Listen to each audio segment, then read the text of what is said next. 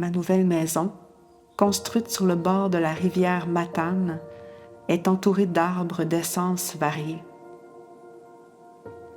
Je ne connais pas la couleur de leurs feuilles à venir.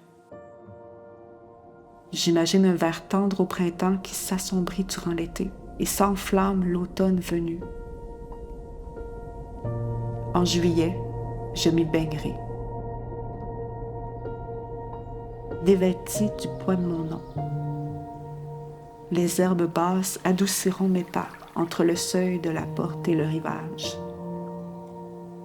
J'atteindrai à la nage les eaux fraîches de la fosse où s'abritent les autres que moi, en montaison vers les frayères.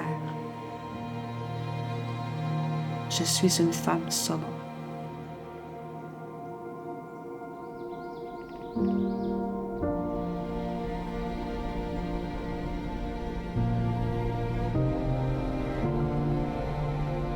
Il y a quelque chose par rapport au flottement dans la rivière qui me fait ressentir comme un état d'indétermination où je pouvais simplement exister.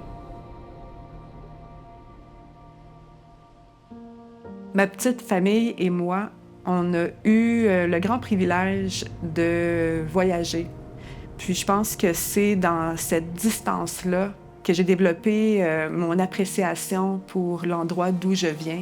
Ça m'a amené à revenir vivre dans la région de Matane et d'apprécier cette géographie-là.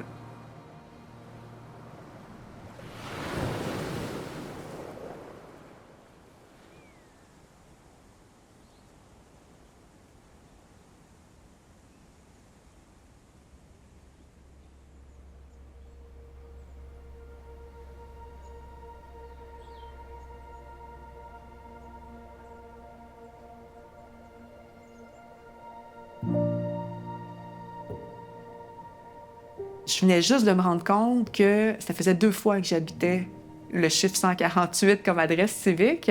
À Sept-Îles, ma première maison était un 148, puis ici à Matane aussi. Donc, tu sais, les chances étaient quasi nulles que ça arrive. Et puis là, l'idée, c'était d'aller cogner aux autres portes qui ont le même numéro, qu'on habite dans un 148 ou un 149 ou un 150, il n'y a pas de différence dans la manière qu'on habite. Par contre, ce que ça crée, cette règle-là du chiffre, ça crée comme une espèce de communauté fictive. Tu sais, les gens, ils se sentent interpellés. C'est absurde. Ça fait rire, ça fait sourire. Ça m'aide à entrer dans ces lieux-là avec ma caméra. Les objets, d'une certaine façon, sont biographiques. Là, on fait le choix quand même de ce qui est visible, invisible dans une maison.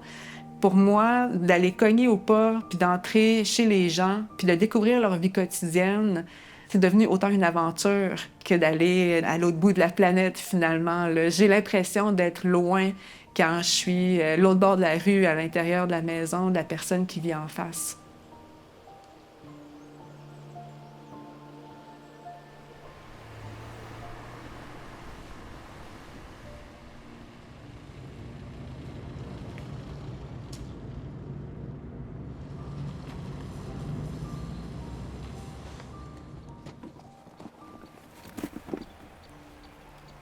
J'ai eu un très gros coup de cœur pour une petite maison située sur le bord de la rivière Matane. Donc là, ça m'amenait quand même à quitter mon 148.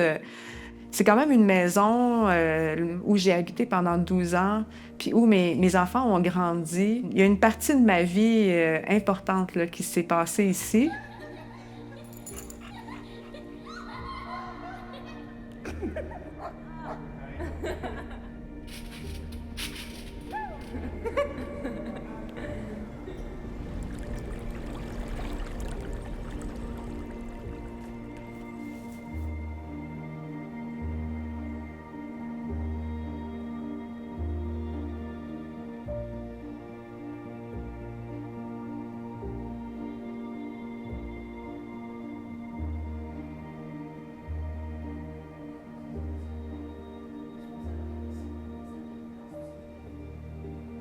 Le projet avec les Ursulines a débuté à la lecture d'une nouvelle C'était en 2017, puis à ce moment-là, elles annonçaient le fait qu'elles allaient quitter leur monastère dans le Vieux-Québec, qui a été habité sans arrêt depuis 1641. Il s'en est passé des choses quand même depuis ce temps-là, tu sais.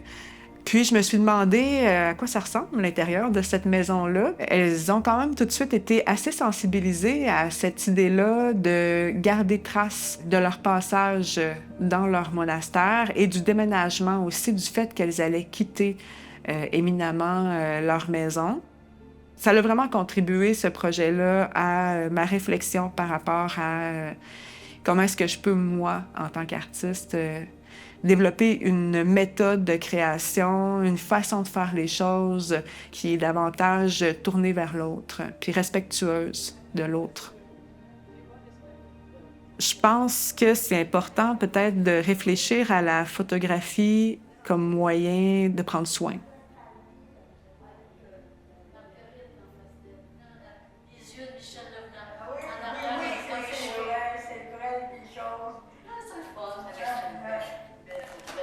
J'essaie de voir ma Thérèse en plein milieu. Elle se promenait avec sa voiture.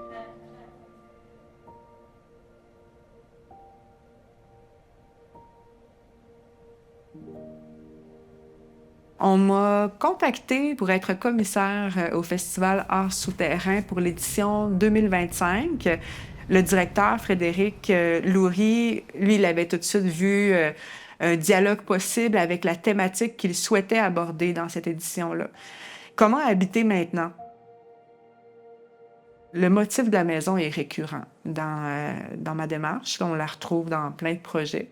Au fil de mon assemblage de propositions, il y a comme une idée qui a surgi, qui reliait un peu tous les artistes. C'était l'idée du jeu, de la spontanéité, de l'enfance. L'idée de jouer à habiter maintenant.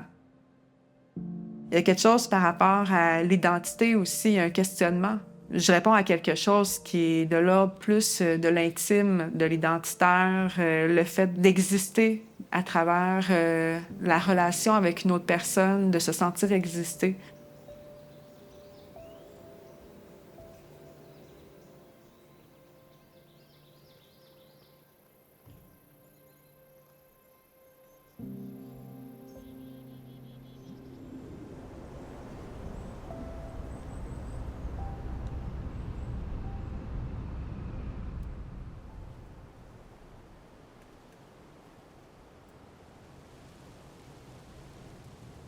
Qu'on documente en ce moment le départ de ma maison, l'arrivée dans l'autre.